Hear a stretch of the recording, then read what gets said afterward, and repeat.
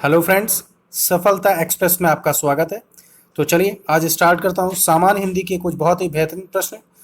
ये ऐसे प्रश्न लेकर आया हूँ जो हर बार आने वाले प्रश्न हैं, जो सामान्यतः हर बार एग्जाम में आते ही हैं आपके।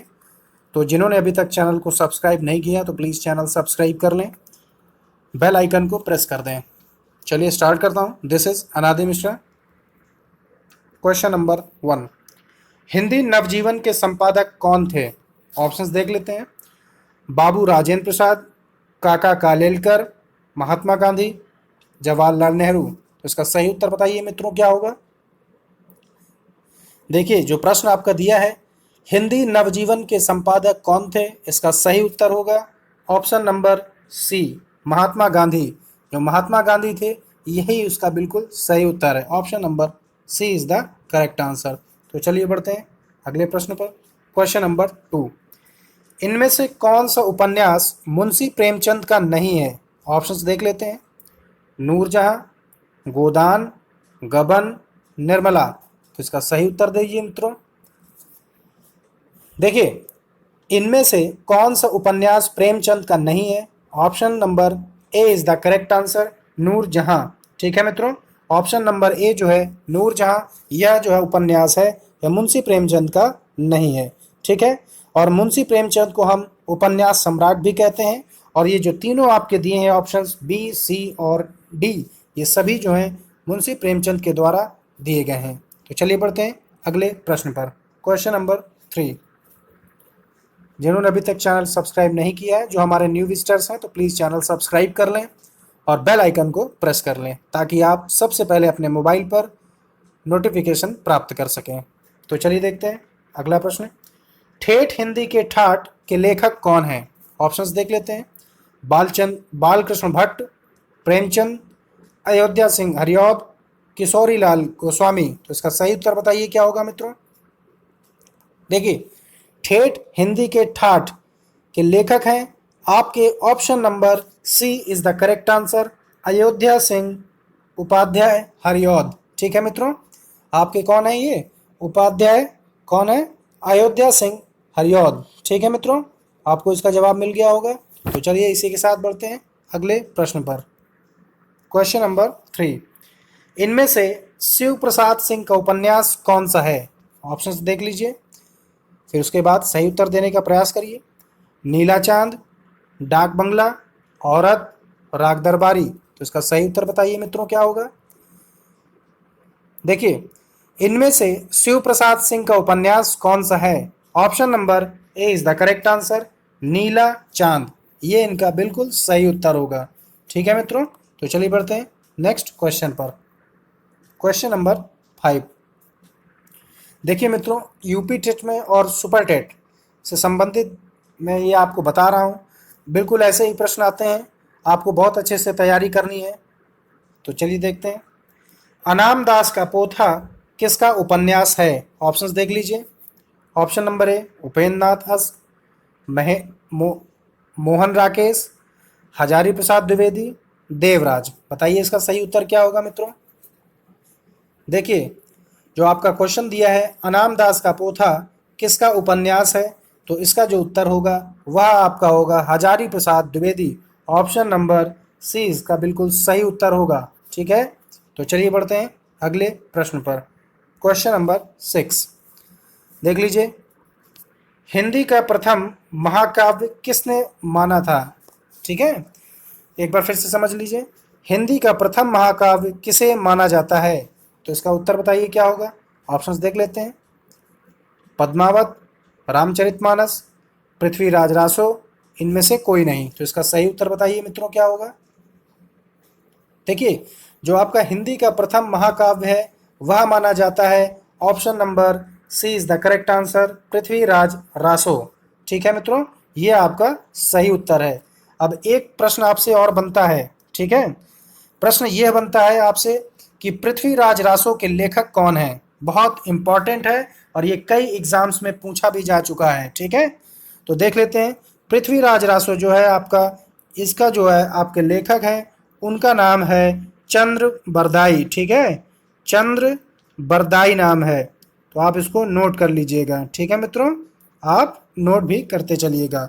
और आपको एक और बता देता हूँ बात, हिंदी का जो प्रथम महाकाव्य है वह माना जाता है पृथ्वीराज रासो को, जैसा कि मैंने अभी आपको बताया है।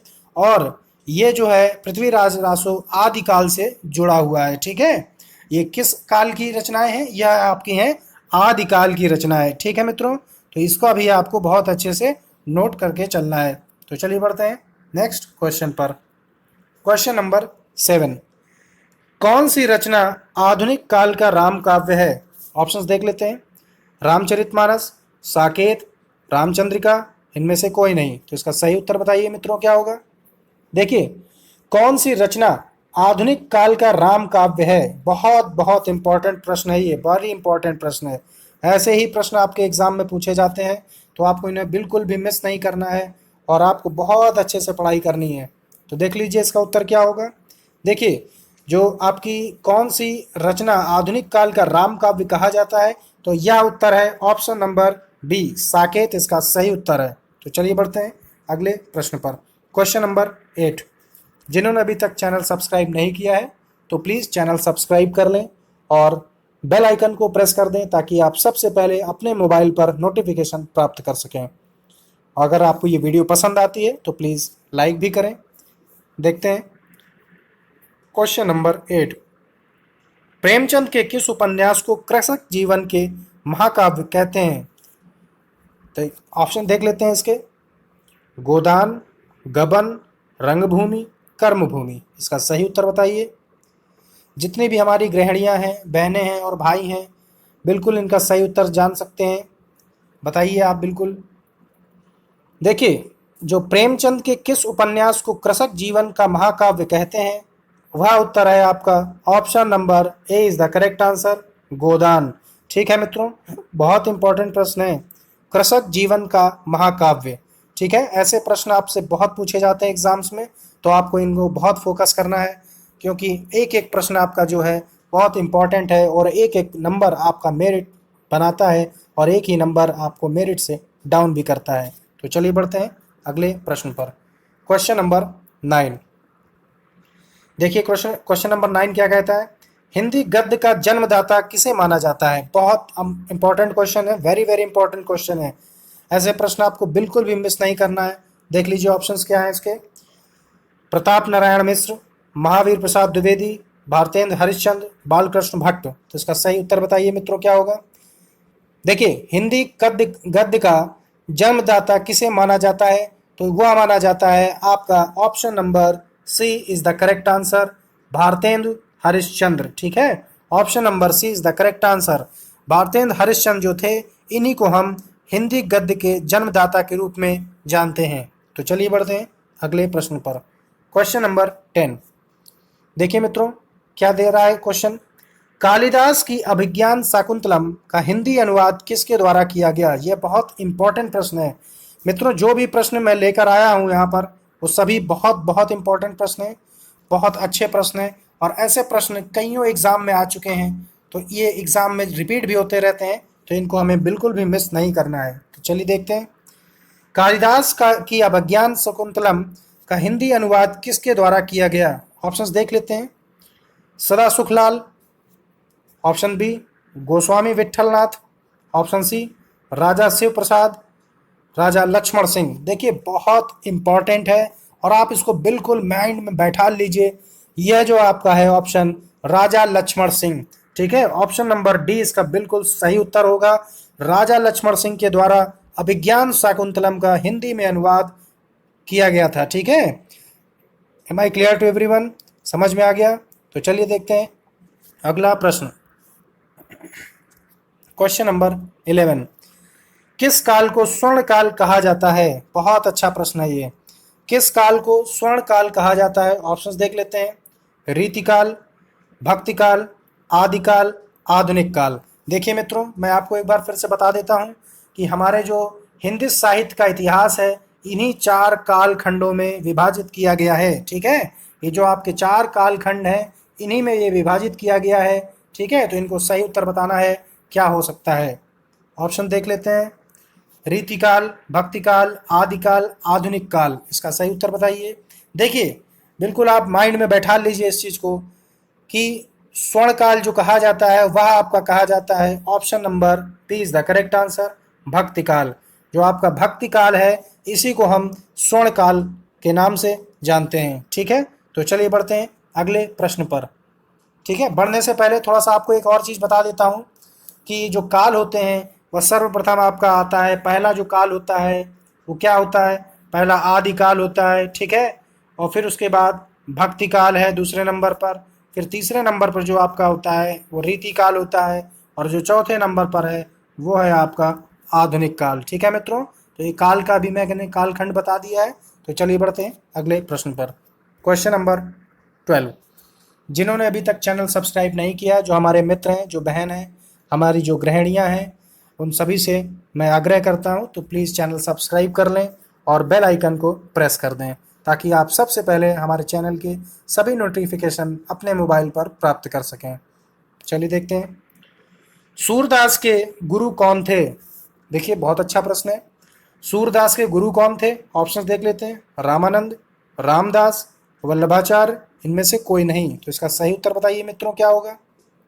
देखिए, जो सूरदास के गुरु थे वह आपके थे, option number C is the correct answer, Vallabhacharya. ठीक है, जो आपका सी ऑप्शन है ये बिल्कुल सही उत्तर है। वल्लभाचार्य ही थे आपके सूरदास के गुरु। ठीक है, तो चलिए बढ़ते हैं अगले प्रश्न पर। क्वेश्चन नंबर 13 स्क्रीन पर देखते हैं।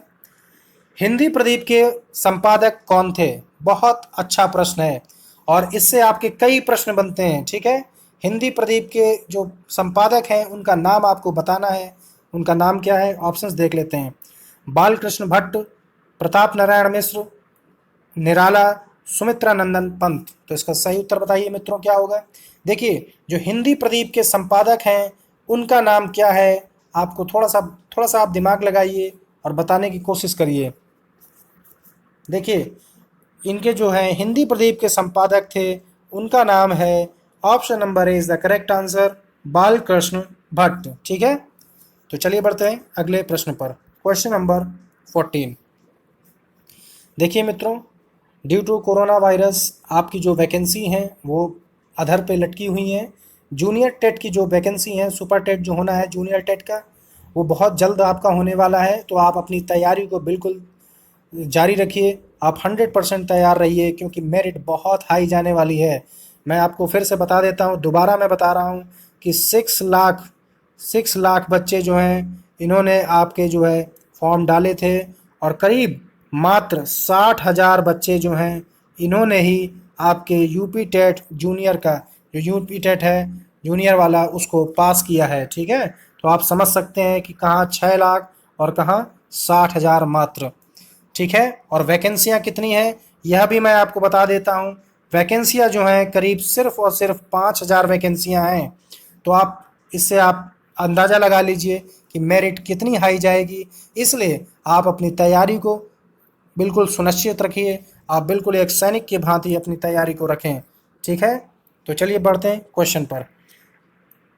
अष्टछाप के कवि नहीं है, ऐसे प्रश्न भी आपके बहुत एग्जाम में आते हैं जिसमें प्रश्न जुड़ा होता है नहीं है।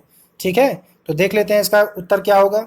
ऑप्शन देख लीजिए। नाभादास, कृष्णदास, परमानंदास, नंददास। ऑप्शंस बताइए इसका क्या होगा। देखिए, अष्टछाप के कवि नहीं है, option number A is the correct answer, Nabhadas. Option number ए इसका बिल्कुल सही उत्तर है। ठीक है मित्रों, तो चलिए बढ़ते हैं अगले प्रश्न पर। मित्रों, आप हमारे चैनल से जुड़े हैं, आप हमारे परिवार के भांति हैं। आपको कोई भी समस्या होती है यूपी टेट से संबंधित, किसी भी अदर कॉम्पिटिटिव एग्जामिनेशन से संबंधित, आप मुझे कमेंट कर सकते हैं। कमेंट में आप अपनी समस्या को बता सकते हैं और उसको मैं बिल्कुल आपका उत्तर तुरंत दूंगा। ठीक है मित्रों, देखिए ऑप्शन नंबर, क्वेश्चन देखते हैं 15। आचरण की सभ्यता किसका निबंध है। ऑप्शंस देख लेते हैं। महावीर प्रसाद द्विवेदी, सरदार पूर्ण सिंह, रामचंद्र शुक्ल, इनमें से कोई नहीं। तो इसका सही उत्तर बताइए मित्रों क्या होगा। देखिए, आचरण की सभ्यता किसका निबंध है, ऑप्शन इसका क्या होगा देख लीजिए। ए सही होगा, बी होगा, सी होगा या डी होगा, थोड़ा सा बताइए, थोड़ा सा आप दिमाग लगाइए मित्रों। देखिए, आपका जो इसका है आचरण की सभ्यता किसका निबंध है? यह आपका है option number B is the correct answer, Sardar Puran Singh. ठीक है, जो सरदार पूर्ण सिंह हैं इन्होंने ही जो है निबंध यह दिया है आचरण की सभ्यता। तो चलिए बढ़ते हैं अगले प्रश्न पर। क्वेश्चन नंबर 16 स्क्रीन पर देखते हैं। देखिए मित्रों, ये जरूरी नहीं है कि प्रश्न कितने हैं, प्रश्न कम हैं या प्रश्न ज़्यादा हैं। जरूरी ये है कि आप जितने भी प्रश्न पढ़ते हैं वह आपको तैयार कितने हैं, कैसे हो रहे हैं। ठीक है, यह बहुत इंपॉर्टेंट है कि आप अपने प्रश्नों को किस तरह से तैयार कर लेते हैं। ठीक है, तो आप इस पर मत जाइए कि प्रश्न कम हैं या प्रश्न ज़्यादा हैं, इस पर आप बिल्कुल भी फोकस मत करिए। आप रिटन में आप लिख लेंगे अगर प्रश्नों को, लेकिन अगर आप प्रश्न तैयार नहीं करेंगे तो उसका भी कोई नतीजा नहीं निकलेगा। ठीक है, तो आप जो भी पढ़ें बिल्कुल ठोस अपनी स्टडी रखें और बिल्कुल ऐसा आप पढ़ें कि आपसे जब भी पूछा जाए तो आप उसका जवाब दे सकें। तो ये कभी हो सकता है, ये तभी होगा जब आप अपनी तैयारी को बिल्कुल 100% रखेंगे। तो देख लेते हैं ऑप्शन इसमें जो दिए हैं। भूषण किस काल के कवि हैं? और क्वेश्चन आपसे पूछता है कि जो भूषण हैं वह किस काल के कवि हैं। ऑप्शंस देख लेते हैं। वीरगाथा काल, भक्ति काल, रीतिकाल, आदिकाल। तो इसका सही उत्तर बताइए। जितनी हमारी गृहिणियां हैं वह बहुत मेहनती होती हैं, बहनें भी बहुत मेहनती हैं और भाई भी हैं। ठीक है, इसलिए सभी लोग मेहनत करते रहिए और जितनी भी गृहिणियां हैं उनका सभी सम्मान और आदर भी करते रहिए, क्योंकि पूरा घर जो है गृहिणियां ही चलाती हैं। ठीक है, तो देखिए इसका जवाब क्या होगा। भूषण किस काल के कवि हैं? ऑप्शंस आपको मैंने बता दिया है। वीरगाथा काल, भक्ति काल, रीतिकाल, आदिकाल। तो इसका सही उत्तर देख लीजिए मित्रों क्या होगा। भूषण किस काल के कवि हैं? वह है आपका option number C is the correct answer, Ritikal. ठीक है मित्रों, जो रीतिकाल है इसी के आपके कवि हैं भूषण। ठीक है, तो चलिए बढ़ते हैं अगले प्रश्न पर। Question number 17। तो देखिए मित्रों क्या है क्वेश्चन। विनय पत्रिका की भाषा कौन सी है? बहुत अच्छा प्रश्न है, वेरी वेरी इंपॉर्टेंट प्रश्न है ये। ऐसे प्रश्न आपसे बहुत पूछे जाने लगे हैं कि आपको कोई आप दे देगा और आपसे पूछ लेगा कि इसकी भाषा क्या है। ऐसे प्रश्नों पर आपको बहुत फोकस करना है, क्योंकि अब यूपी टेट जो है बहुत ही सरल क्वेश्चन आपसे नहीं पूछने लगा है, थोड़ा सा घुमाता भी है अब। ठीक है, चलिए देखते हैं प्रश्न क्या है ये कि विनय पत्रिका की भाषा कौन सी है। तो मित्रों ऑप्शन बताइए इसके क्या है। अवधी, खड़ी बोली, ब्रजभाषा, अपभ्रंश। तो इसका सही उत्तर बताइए मित्रों क्या होगा। देखिए जो पत्रिका है आपकी विनय पत्रिका, इसकी जो भाषा है वह आपकी है option number C is the correct answer, Braj Bhasha. ठीक है मित्रों, तो इसी के साथ ये क्लास समाप्त होती है और सभी मित्रों से, जितने भी हमारे मित्र हैं जो भी ये वीडियो देख रहे हैं, गृहिणियाँ, बहनें, मैं उनसे एक आग्रह करता हूँ कि एक प्रश्न मैं आपको देता हूँ, आप सभी लोग ज़्यादा से ज़्यादा कमेंट में आप उसका उत्तर देने का प्रयास करें, ताकि आपको भी ये पता चल सके कि आपकी तैयारी कितनी है। ब्रज भाषा जो है ये कहाँ पर किस रीजन में बोली जाती है, आप इसके एक या दो एग्जाम्पल्स में या उदाहरण में आप कमेंट में जवाब जरूर दीजिएगा कि ब्रज भाषा किस मंडल में या किस जिले में या किस स्थान पर ज़्यादा से ज़्यादा बोली जाती है। इसका जवाब का इंतज़ार मुझे रहेगा। ठीक है, नमस्कार।